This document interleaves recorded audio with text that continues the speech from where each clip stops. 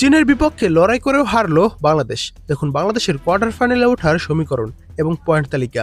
বাংলাদেশের ফুটবলে চলছে ব্যস্ততা। গতকাল সাফ অনূর্ধ্ব-20 পুরুষ দল মালদ্বীপে চ্যাম্পিয়ন হয়েছে। আজ নারী অনূর্ধ্ব-20 দল থাইল্যান্ডে এশিয়ান কাপ খেলেছে শক্তিশালী চীনের বিপক্ষে।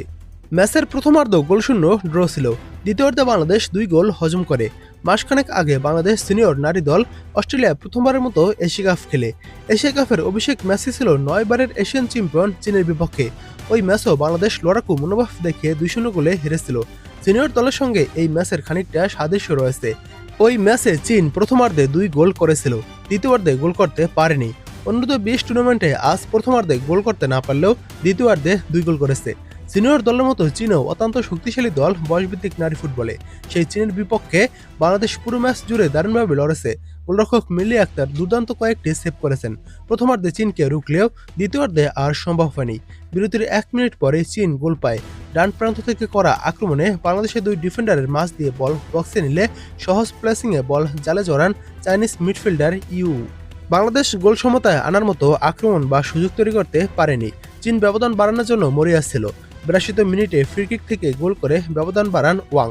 30 গজ দূর থেকে জোরালো শট বাংলাদেশের গোলরক্ষক মিলি আটকানোর চেষ্টা করলেও সফল হয়নি। তার হাতে লেগে বল জালে জড়ায়। মিনিট 5 পর আরেকটি সহজ সুযোগ চীন মিস করলে 2-0 স্কোর লাইনে খেলা শেষ হয়। বাংলাদেশ নারী ফুটবল দলে নিয়মিত গোলরক্ষক রূপনা চাকমা। এশিয়ান কাপে রূপনার পরিবর্তে মিলি আক্তারকে নামিয়ে চমক দেখান কোচ পিটার বাটলার। তিনি প্রথম ম্যাচে অস্ট্রেলিয়ার চীনের বিপক্ষে ভালো কিপিং করেন। চীনের সিনিয়র দলের বিপক্ষে খেলায় মিলির আজকের ম্যাচটি তুলনামূলক সহজই হয়েছে। নিজেদের বক্সে একাধিকবার 1/1 দারুণ সেভ করেছেন মিলি। কর্নার ফ্রি কিক থেকেও লাফিয়ে লাফিয়ে দুর্দান্তভাবে গোল রক্ষা করেছেন তিনি। চীন বাংলাদেশের চেয়ে শক্তিমত্তায় অনেক এগিয়ে, তাই আজ ম্যাচে বাংলাদেশের হাফেই খেলা হয়েছে প্রায় পুরো সময়।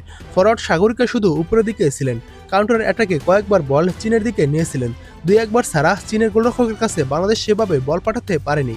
বাংলাদেশ এফসি অনূর্ধ্ব-20 নারী টুর্নামেন্টে প্রথম 2 ম্যাচ হারলেও টুর্নামেন্টের কোয়ার্টার ফাইনালে খেলার সম্ভাবনা এখনও জিয়ে রেখেছে। 2 ম্যাচ পর তাদের পয়েন্ট শূন্য ও গোল ব্যবধান -3। 7 এপ্রিল ভিয়েতনামের বিপক্ষে জিতলে কিংবা ড্র করলে গ্রুপের তৃতীয় স্থান নিশ্চিত হতে পারে।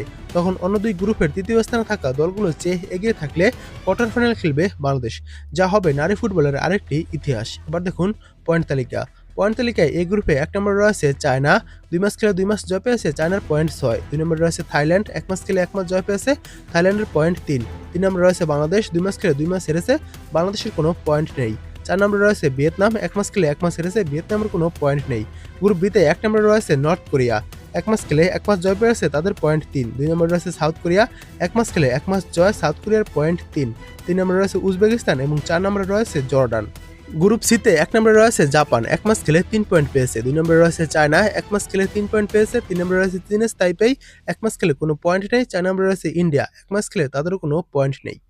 ম্যাচ জিতলেও চীন বাংলাদেশের লড়াকু মনোভাবে মুগ্ধ, তাই খেলা শেষ হওয়ার পর বাংলাদেশ ডাগ আউটের সামনে চাইনিজ ফুটবলাররা কুর্নিশ প্রদর্শন করেন।